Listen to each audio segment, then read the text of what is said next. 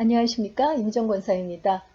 네, 오늘은 전도서 9장을 들어갈 차례예요.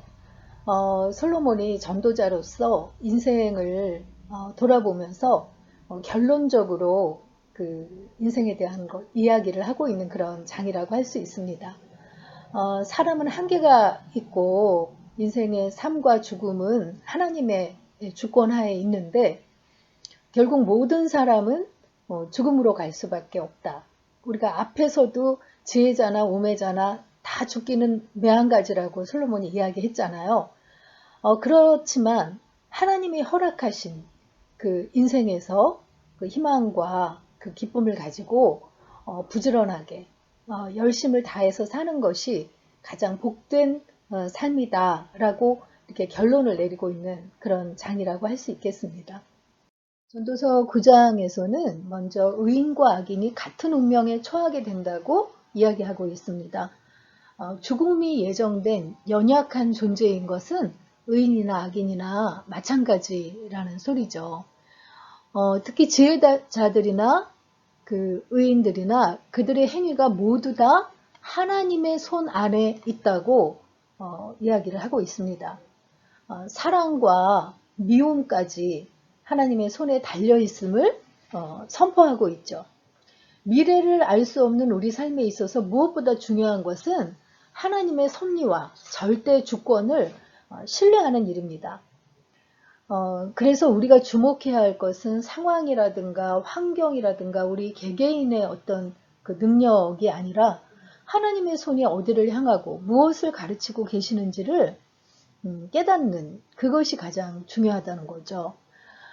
모든 만유가 하나님의 손 안에 있는 것처럼 우리의 삶의 운명도 하나님의 손 안에 있다는 것을 선포하고 있는 거죠. 그래서 2절, 3절에도 계속 의인과 악인, 선한 자와 깨끗한 자, 또 깨끗하지 아니한 자, 제사를 드리는 자와 드리지 않는 자, 그런 사람들에게 일어나는 일이 모두 다 같다는 거예요. 결국 인생의 마음에는 악이 가득해서 그들의 평생에 그런 미친 마음을 품고 있다가 후에는 죽은 자들에게도 돌아가는 것이 그 사람에게 그 마지막이라 그 마찬가지라고 이야기를 하죠. 그러면서 4절부터 죽은 자의 무상함에 대해서 이야기를 하고 있습니다. 모든 산자들 중에 들어있는 자에게는 누구나 소망이 있음은 산 개가 죽은 사자보다 낫기 때문이라 하는 잘 알려져 있는 구절이 나오는데요. 그 인간이 결코 피할 수 없는 그 죽음, 그 모든 감정이 사라지고 행사에 그 참여할 수 없어지기 전에 생에 대해서 어떠한 태도를 가져야 하는지를 동물에 비유해서 설명을 하고 있는데요. 성경에서는 개를 대부분 더럽고 천박하게 묘사하고 있거든요. 주로 경멸의 대상이나 무가치한 사람에게 비유할 때 자주 사용하는 그런 동물이죠. 반면에 사자는 매우 강한 존재로 백수의 왕으로 묘사하고 있어요. 그렇지만 그 생과 사의 경계에 있어서는 그런 그 개나 사자의 평가에 상관없이 생명이 있는 것이 우위에 있음을 강조하고 있는 거죠. 죽은 사자보다 산 개가 낫다는 거예요.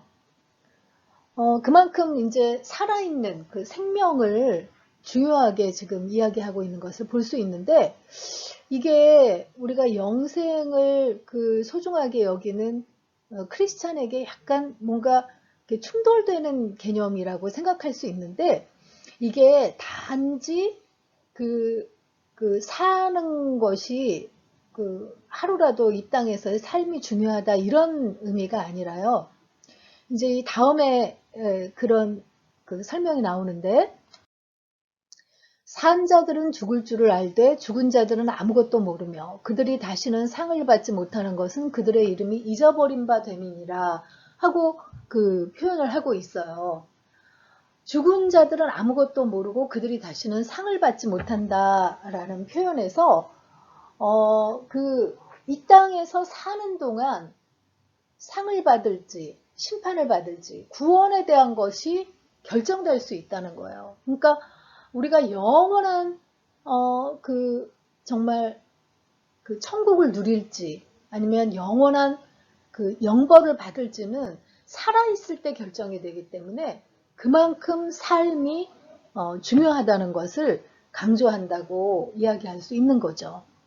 그들의 사랑과 미움과 시기도 없어진 지 오래이니 해 아래에서 행하는 모든 일 중에서 그들에게 돌아갈 몫은 영원히 없느니라. 죽은 자들에게는 돌아갈 몫이 없다고 이렇게 이야기하고 있는 거죠. 그러면서 유한한 삶에 대한 자세를 이야기를 하고 있는데 기한이 정해진 삶이지만 이는 우리의 수고로 얻은 것이 아니고 하나님께서 값없이 허락해 주신 자리이기 때문에 이 자리에서 하나님께서 그 말할 수 없는 은혜를 예비해 주신 것을 깨닫고 하루하루 허락된 많은 것들을 먹고 마시며 누리고 허락된 시간을 더욱 소중히 여기면서 매일의 삶을 기쁨으로 감사로 보내는 것이 가장 그 바람직한 자세라는 것을 이야기하고 있는 거죠. 너는 가서 기쁨으로 내 음식물을 먹고 즐거운 마음으로 내 포도주를 마실지어다. 이는 하나님이 내가 하는 일들을 벌써 기쁘게 받으셨음이니라 하고 있어요. 사실 하나님께서는 우리가 뭐를 잘하는지 못하는지에 대한 관심보다 얼마나 하나님이 주신 삶을 기쁨으로 누리고 하나님 앞에 감사하며 사는지 그것에 더 초점을 맞추고 계시는 경우가 많이 있잖아요. 그래서 그 성도는 하나님이 주신 특권을 누릴 그 은혜를 누릴 그런 특권이 있다는 것을 깨닫고 기쁨으로 누리면서 살으라고 이야기하고 있는 거죠.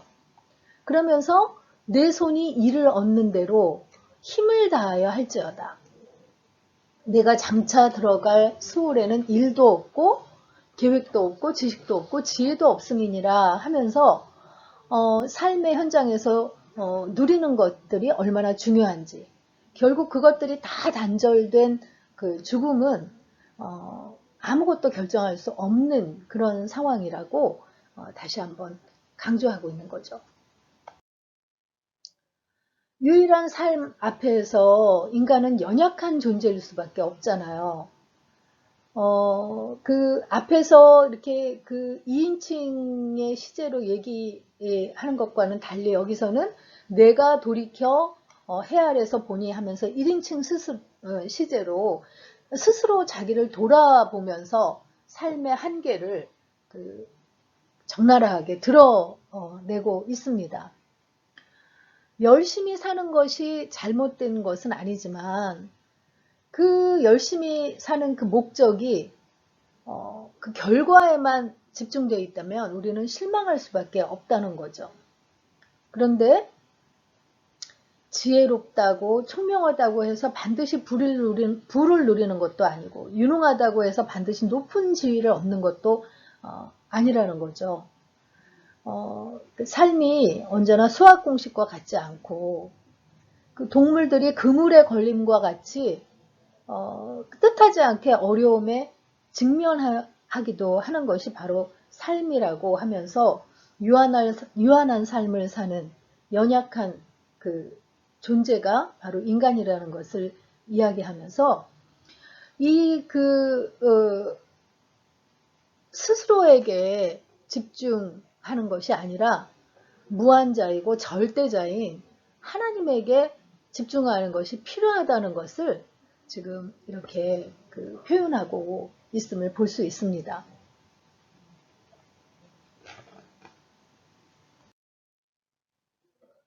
그러면서 지혜자와 우매자의 그 차이를 비교를 하고 있는데 해 아래 유한한 삶을 사는 유약한 존재인 우리가 주목해야 할 것이 무엇인지를 거듭 강조하고 있는 거죠. 세상에서 많은 권세, 큰 영향력을 가진 이의 말보다 우선해야 할 것이 무엇인지 교훈을 하고 있습니다. 조용히 들리는 지혜자의 말들, 우매한 자들이 그 권세를 잡고 호령하는 그 소리보다 조용하게 들리는 지혜자의 말에 오히려 귀를 기울여야 한다고 지금 이야기를 하고 있습니다.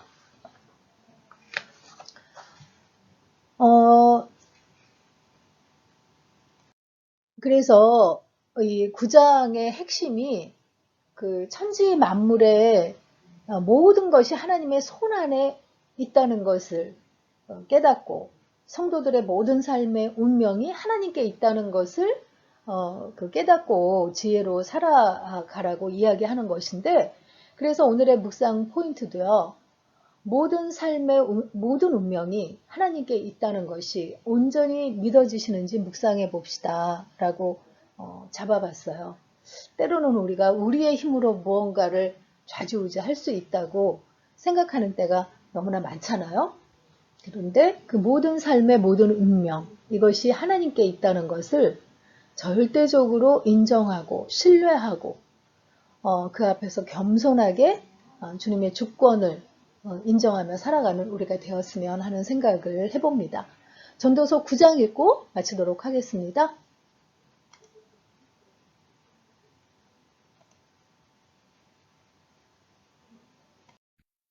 9장.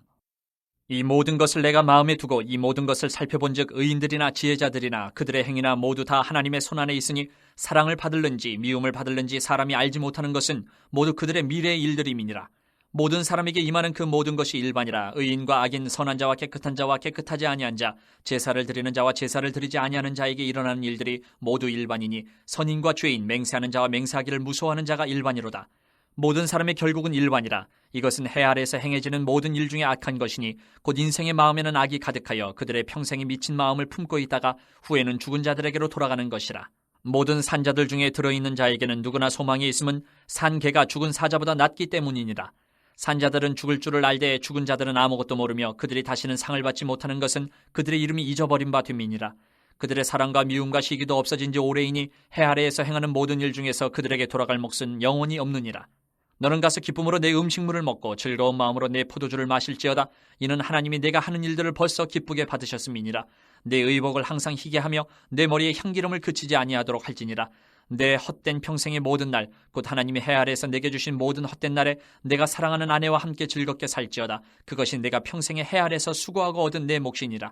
내 손이 이를 얻는 대로 힘을 다하여 할지어다. 내가 장차 들어갈 세월에는 일도 없고 계획도 없고 지식도 없고 지혜도 없음이니라.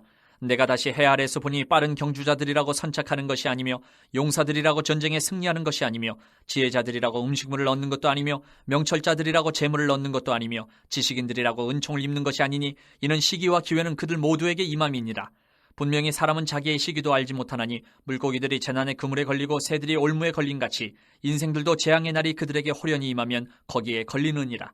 내가 또 해 아래에서 지혜를 보고 내가 크게 여긴 것이 이러하니 곧 작고 인구가 많지 아니한 어떤 성읍에 큰 왕이 와서 그것을 에워싸고 큰 흉벽을 쌓고 치고자 할 때에 그 성읍 가운데 가난한 지혜자가 있어서 그의 지혜로 그 성읍을 건진 그것이라. 그러나 그 가난한 자를 기억하는 사람이 없었도다. 그러므로 내가 이르기를 지혜가 힘보다 나으나 가난한 자의 지혜가 멸시를 받고 그의 말들을 사람들이 듣지 아니한다 하였노라. 조용히 들리는 지혜자들의 말들이 우매한 자들을 다스리는 자의 호령보다 나으니라. 지혜가 무기보다 나으니라. 그러나 죄인 한 사람이 많은 선을 무너지게 하느니라.